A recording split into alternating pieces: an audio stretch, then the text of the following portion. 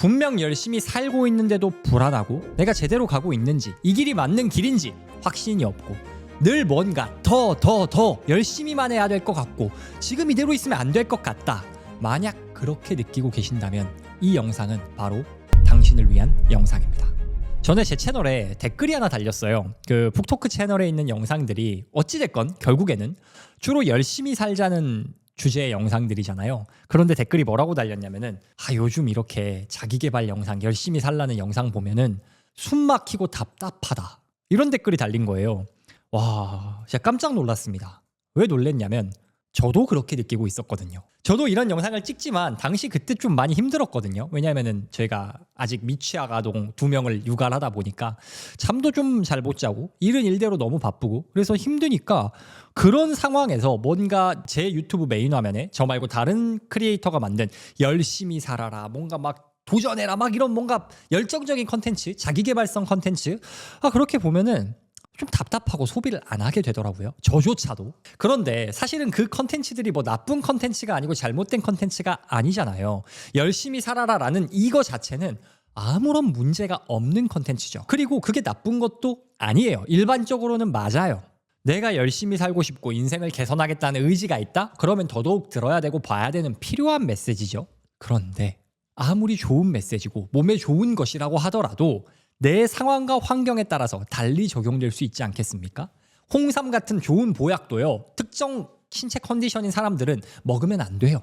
인생이 그렇게 심플하지 않습니다. 무조건 이대로 하면 잘 된다? 그렇게 인생이 흘러가지 않잖아요. 내가 원하지도 않고 소화할 에너지도 없는 상황에서 아무리 좋은 메시지를 들어봤자 어떻게 되냐? 맞아. 저렇게 살아야 되는데 나는 왜 지금 이러지? 이렇게 질질 끌려간다? 그게 바로 정확히 번아웃의 정의예요. WHO에서도 번아웃을 에너지가 고갈됐는데 멈추지 못하는 상태라고 정의를 하거든요. 즉 내면의 에너지가 이미 바닥이 났는데 계속 더 달려 하니까 멈출 수가 없는 상태. 그게 바로 번아웃인 거죠. 이렇게 번아웃이 왔는데도 세상에서 이렇게 저렇게 해. 그러니까 나도 그렇게 살아야 되나 하면서 끌려다니고 있는 이 상태. 이게 한 명만 여러분만 그런 상태에 빠져 있는 게 아니고 사회 구성원의 상당수가 그런 상태에 빠져 있어요. 그래서 저는 2026년 현재를 강박사회다라고 표현합니다. 그렇다면 이런 강박사회 속에서 우리에게 필요한 게 뭐냐? 우리가 지금 뭔가를 열심히 하고 더더더 할수록 불안해지고 힘들어지는 거잖아요. 그러면 나를 점점 더 불행하게 만들고 힘들게 하는 거 그걸 계속할 게 아니라 나는 왜 초조해지지? 왜 불안해지지? 내가 잘못 생각하고 있었던 건 뭐지? 그리고 그 잘못 생각하고 있던 거를 발견하고 삭제하는 작업 그게 바로 우리가 해야 되는 일이죠. 그래서 제가 방금 이야기해드린 이 주제로 잘못된 것을 삭제해야 된다는 주제로 책을 썼습니다. 책 제목은 딜리트예요. 비유하자면 이렇습니다. 우리의 뇌는요 일종의 하드디스크거든요. 평생 동안 뭔가 파일을 저장해 왔어요. 그런데 그 파일들이 다 좋은 파일이 아니야. 그중에 상당수는 바이러스에 감염되어 있기도 하고요. 좀 구버전이기도 하고요. 용량만 차지하는 이제는 필요 없는 쓰레기도 있습니다. 그러니 그걸 방치하면 컴퓨터가 느려지고 과부하가 생기고 오류가 생기고 그러죠. 그러면은 그런 컴퓨터는 어떻게 해야 돼요? 새 프로그램을 계속 설치하면 안 돼요. 잘못된 정크 파일을 삭제하는 게 중요합니다. 그게 바로 제가 딜리트라는 책에서 다룬 주제예요. 오늘 영상을 포함해서요. 이후 5번의 영상을 통해서 이 딜리트라는 책에 있는 핵심 주제를 제가 알려드릴 거예요. 그냥 책에 있는 핵심을 전해드립니다. 오늘부터 5주간 시리즈로 갈 거니까 기대해 주시고요. 고정 댓글에 보시면요. 책 출간 알림 대기 신청이 있습니다. 대기 신청을 해주시는 분들께는 책의 예약 판매가 오픈될 때 가장 먼저 연락을 드릴 건데요. 예약 판매를 오픈할 때 다양한 혜택이 준비되어 있습니다. 신라 호텔 식사권도 준비되어 있고요. 그 외 다양한 저랑 만나는 오프라인 이벤트 등 혹은 경품들도 준비되어 있으니까요. 이 책 내용이 기대가 되시고 그런 혜택이 궁금하시다면 고정 댓글에 있는 링크 클릭해서 대기 신청해 주시기 바랍니다. 자, 그러면은 우리가 그 삭제해야 되는 잘못 배웠고 나를 더 불행하게 만드는 삭제해야 하는 첫 번째 프로그램이 뭐냐라고 했을 때 저는 자아 실현 강박이라고 생각합니다. 우리가 뭐 사회에서 혹은 어른들한테 듣는 조언들이 시대에 따라서 바뀌거든요. 예전에는 안정적인 게 최고야, 공무원 해야 돼, 대기업 가야 돼, 혹은 돈 많이 벌어라. 뭐 그런 조언들이 대부분이었죠. 근데 요즘 어른들, 요즘 선생님들, 부모님들은 이렇게 잘 조언 안 해요. 오히려 뭐라고 조언을 하시냐면요. 네가 좋아하는 일을 해라. 열정이 느껴지는 일을 해라. 너의 심장이 시키는 일을 해라. 즉 자아실현을 해라. 이런 류의 조언을 오히려 착하고 좋은 어른들이 많이 해줍니다. 그래서 우리도 그렇게 살아야 된다고 생각을 해요. SNS에도 이런 메시지가 넘쳐납니다. 인스타그램, 유튜브에 보면은 뭐 디지털 노마드다, 경제적 자유를 이뤘다 하시는 분들이 다 뭐라고 말하냐면은 좋아하는 일을 한다. 나는 가슴이 뛰는 일을 한다. 나는 좋아하는 일만 하고 산다. 그렇기 때문에 역시 사람이 좋아하는 일을 해야 성공하는구나. 이런 강박을 우리가 많이 갖게 됩니다. 제가 방금 강박이라고 했죠. 여기에 문제가 있다는 거예요. 사실 좋아하는 일을 해라. 내가 꿈꾸는 인생을 살아라. 그 메시지가 잘못된 거냐? 아니에요. 당연히 좋은 말이잖아. 근데 역시나 이게 문제가 언제 생겨요? 상황과 환경에 관계없이 일괄적으로 나는 좋아하는 일을 해야만 해 라고 생각할 때 문제가 생긴다는 겁니다. 내가 만약에 이미 좋아하는 일이 명확해요. 목에 칼이 들어와도 나는 이 일을 할 거야. 어떤 고난과 풍파가 인생에 닥쳐오더라도 나는 이걸 해야겠어. 안 하면은 숨이 막히고 가슴이 답답해. 그럼 그 일을 하시면 됩니다. 그리고 누군가가 그런 일을 가지고 있다? 이거는 엄청난 축복이에요. 엄청난 행운입니다. 그런데 대부분의 사람들, 그리고 아직 좋아하는 일을 발견하지 못한 사람들에게는 이 조언이 좀 문제가 됩니다. 어떤 문제가 생기냐? 첫 번째, 안 해본 일을 좋아할 수는 없기 때문입니다. 제가 교사였잖아요. 근데 중고등학교에서 장래희망 조사해보면은 압도적인 1등이 뭔지 아십니까? 압도적이에요. 교사가 제일 많습니다. 그 다음으로 나오는 거 의사, 그 다음으로 나오는 거 유튜버, 운동선수 이런 것들입니다. 그러면은 교사가 압도적 1등인데 그러면 교사가 전국에서 제일 좋은 직업일까요? 저는 저의 과거 직업 교사를 굉장히 사랑합니다만, 그리고 친구들도 교사가 많습니다만 뭐 그렇게까지 좋은 직업인가? 라는 생각은 좀 들어요. 안정적이고 좋긴 한데 단점도 많이 있거든요. 근데 아이들이 왜 교사를 그렇게 좋아하냐? 저는 이렇게 생각합니다. 교사가 진짜 좋고 이런 걸 떠나서요. 애들이 본 직업이 그거밖에 없는 거예요. 2020년 기준으로요. 대한민국에 존재하는 직업의 종류가 16,891개라고 합니다. 16,891개요. 어마어마하죠. 그런데 그 수많은 직업들 중에서 학생들 혹은 학생할 거 없이 여러분도 그 직업들 중에서 여러분이 직접 접해보거나 아니면 지인이나 가족이 일을 하고 있어서 그 직업의 실상을 하나하나 알 수 있는 구체적으로 파악 가능한 직업이 몇 개나 있을까요? 저는 아무리 많아도 100개도 안 될 거라고 생각하거든요.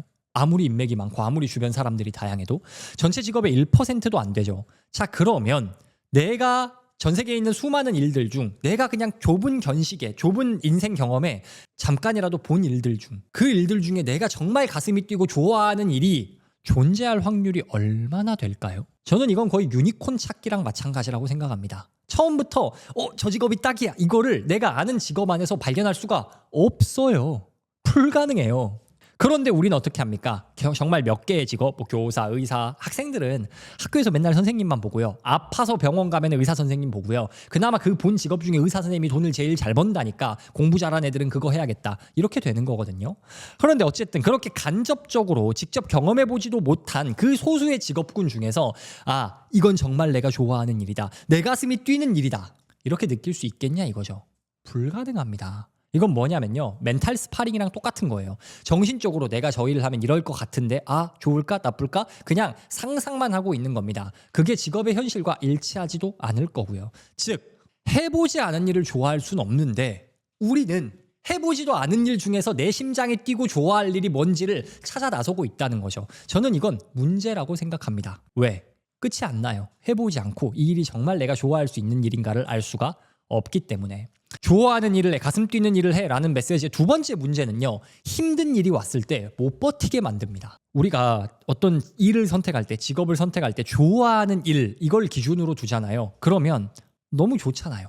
아름답잖아. 내가 좋아하는 일을 하고 돈도 번다? 퍼펙트하지. 근데 문제는 이게 너무 장밋빛이에요. 내가 그 일을 하는 순간순간 숨 쉬는 모든 순간이 가슴 뛰어야 될 것 같고 막 즐거워야 될 것 같고 그런 느낌이 들죠. 그리고 SNS에서 자신의 일을 공개하는 사람들은요. 대부분 그렇게 사는 것 같아요. 이 사람들은 힘든 이야기는 안 하거든요. 다 즐거워 보여요. 오늘은 매출이 얼마를 찍었습니다. 오늘은 포르쉐를 뽑았습니다. 오늘도 보람을 느끼면서 일했습니다. 마지막까지 정말 좋았습니다. 제가요. 38만 유튜버다 보니까 많은 크리에이터 분들을 만나고요. 감사하게도 사업하시는 분들이 제 컨텐츠를 되게 좋아해 주시더라고요. 그래서 사업을 성공적으로 잘하는 분들도 제가 꽤나 많이 만나봤습니다. 하나같이 SNS에서 보면요. 온라인 상에서 보고 전해서 들으면 와 저 사람은 좋아하는 일을 하는구나. 진짜 멋진 인생을 살고 있구나. 이런 느낌이 들거든요. 제가 자신 있게 말씀드릴 수 있는 건 그 사람들 중 실제로 만났을 때 좋아하는 일만 하는 사람은 없었습니다. 겉보기에 보이는 것만큼 인생이 아름다운 사람은 단 하나도 없었어요. 단 하나도. 자산이 10억이건 100억이건 1000억이건 마찬가지였습니다. 대부분 비슷한 고민을 하고 있어요. 뭐 크리에이터 분들, 사업하시는 분들 다 실제로 잘 나갈지라도 내가 이 일을 계속해도 되는지 모르겠다. 솔직히 요즘 재미가 없다. 그냥 해야 되니까 한다. 100만 유튜버여도 베스트셀러 작가여도 대표여도 다 마찬가지였어요. 단언컨대 겉보기에 보이는 모습과 실제 삶이 일치하는 사람은 단 한 명도 없었습니다. 그런데 우리는 그들이 보여주는, 편집해서 보여주는 일면만 보고 와, 저 사람은 좋아하는 일만 하는구나. 저 사람은 진짜 즐겁게 사는구나. 이런 착각에 빠져 있다는 거예요. 그렇기 때문에 어떤 문제가 생겨요?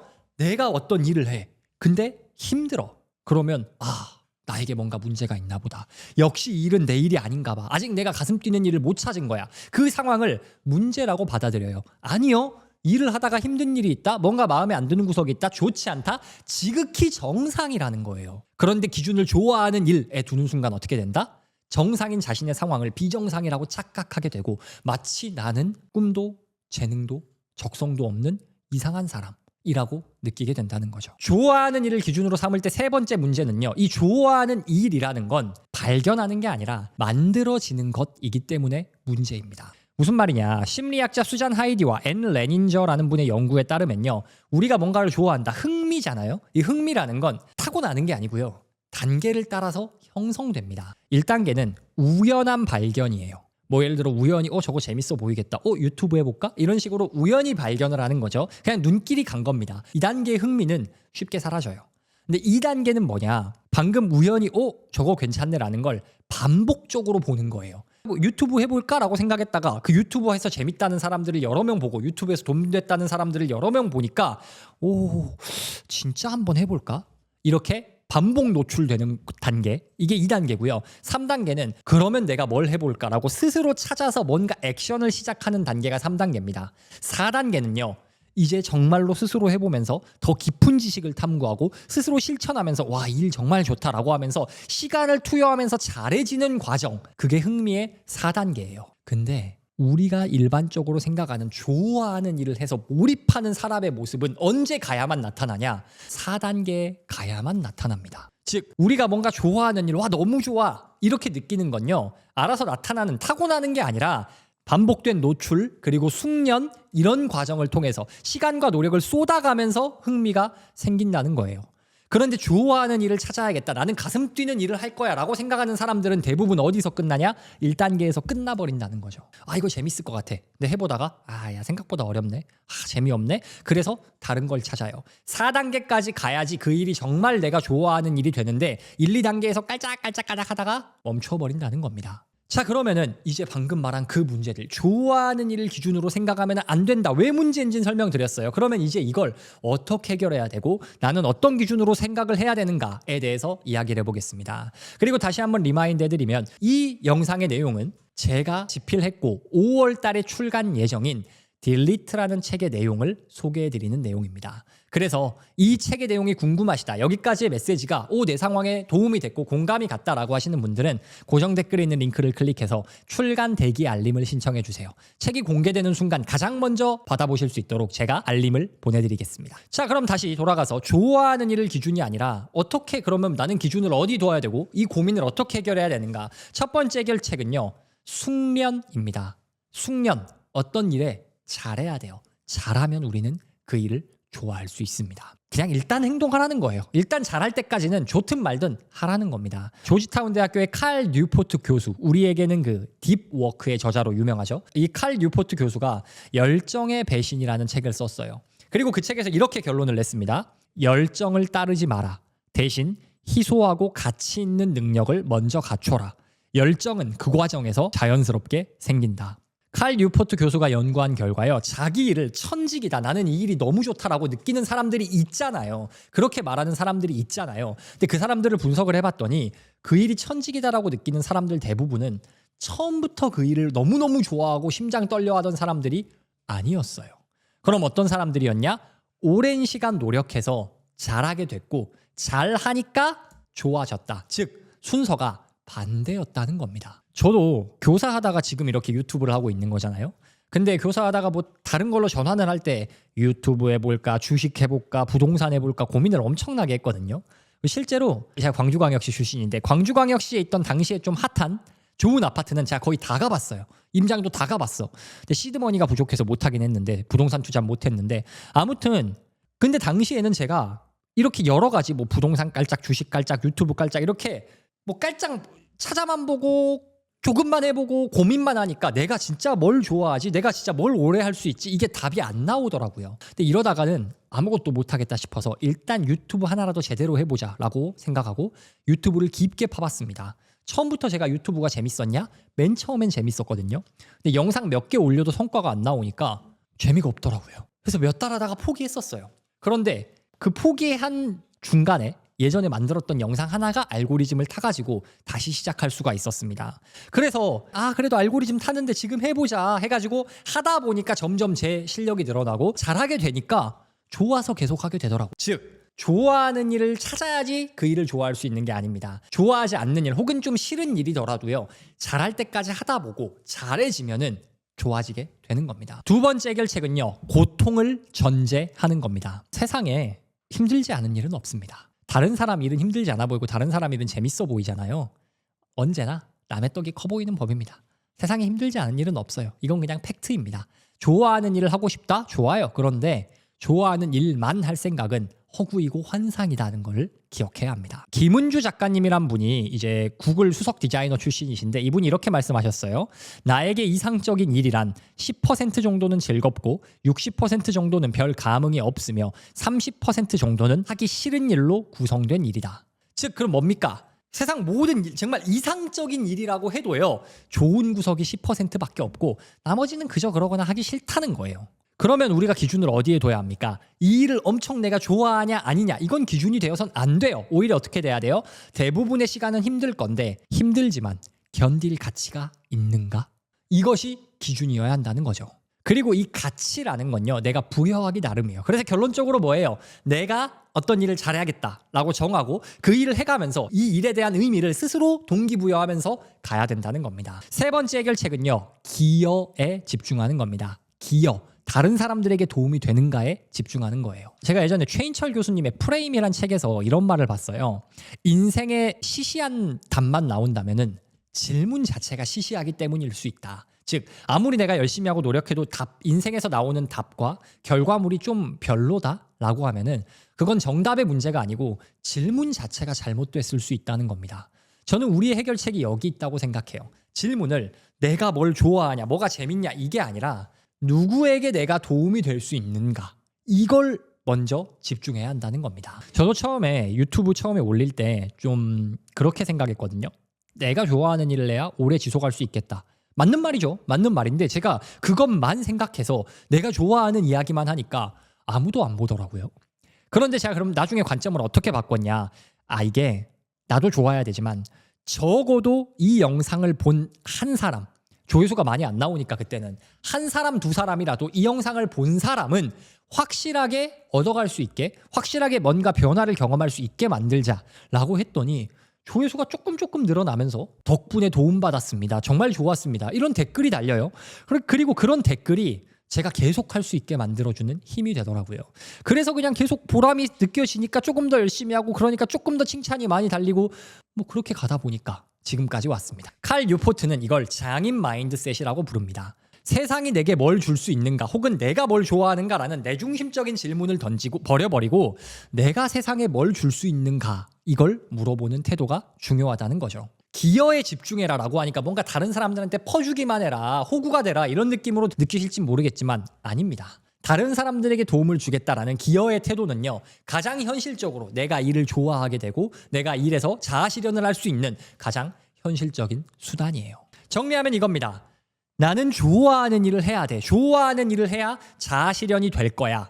이 강박에 우리 대부분이 빠져 있습니다. 그 강박을 딜리트, 지우셔야 합니다. 대신 어떻게 해야 돼요? 좋아하는 일을 찾아라 이게 아니고 하나의 일을 정하고 숙련되라. 그 일에서 충분히 실력을 키워야 합니다. 그리고 어떻게 해야 돼요? 기여하셔야 됩니다. 내 중심적인 질문을 벗어나서 다른 사람들에게 어떻게 도움을 주고 어떻게 가치를 전달할 수 있는가라는 기여에 집중을 하셔야 돼요. 잘하면 좋아해지고요. 기여하면 보람이 느껴지고요. 그리고 그렇게 됐을 때 진정한 자아실현이 이루어지는 겁니다. 진짜 자아실현이란 나다운 일, 내가 좋아하는 일을 쫓을 때 오는 게 아니라 오히려 나를 버리고 다른 사람들에게 기여하는 일에 집중하고 시간을 쏟을 때 찾아온다. 이게 바로 제가 쓴 책인 딜리트의 첫 번째 핵심 메시지입니다. 오늘부터요, 앞으로 매주 하나씩 다음번 우리가 딜리트해야 할 것들, 잘못된 믿음들에 대한 이야기를 해볼 겁니다. 두 번째는 노력 과신, 노력하면 성공한다. 이게 잘못됐다라는 이야기를 할 거고요. 그 다음은 사회에서 인정받아야 된다라는 그 인정 중독이 왜 문제인지에 대한 이야기를 할 거고, 그 다음에는 창의적으로 일해, 너다운 일을 해. 이게 얼마나 헛소리인지를 깨부셔 볼 겁니다. 그리고 마지막으로는 행복이란 무엇이고 우린 어떻게 해야 행복할 수 있는가라는 것에 대한 잘못된 오해를 박살 내볼 거예요. 그래서 이번 주부터 5주간 이어질 딜리트 시리즈 기대해 주시고요. 지금 딜리트라는 서적에 출간 대기 신청을 해주시면요, 예약 판매가 오픈될 때 가장 먼저 연락을 드릴 거예요. 그뿐만 아닙니다. 제가 오픈 기념 여러 가지 행사를 할 거거든요. 라이브도 할 거고, 뭐 북 콘서트도 할 거고, 신라 호텔 식사권도 경품으로 드릴 거고, 뭐 이런 식으로 푸짐한 혜택이 준비되어 있습니다. 그래서 그런 것들을 받아보고 싶으신 분들, 가장 먼저 딜리트를 읽어보고 싶으신 분들은 고정 댓글에 있는 링크를 클릭해서 대기 신청을 해주시기 바랍니다. 영상 시청해주셔서 감사하고요. 오늘의 그리고 제 책 딜리트에 담긴 메시지가 여러분을 조금 더 자유롭게 하고, 이게 사실 다 제가 빠졌던 잘못된 생각들이거든요. 이런 생각들에서 좀 자유함을 얻고 제가 좀 더 마음이 편해졌다? 뭐 그러기 때문에 오늘의 컨텐츠 그리고 제 책의 이야기가 여러분에게 조금이라도 도움이 됐으면 좋겠습니다. 영상 시청해주셔서 감사하고요. 저는 다음 주에 딜리트 두 번째 시리즈로 돌아오도록 하겠습니다.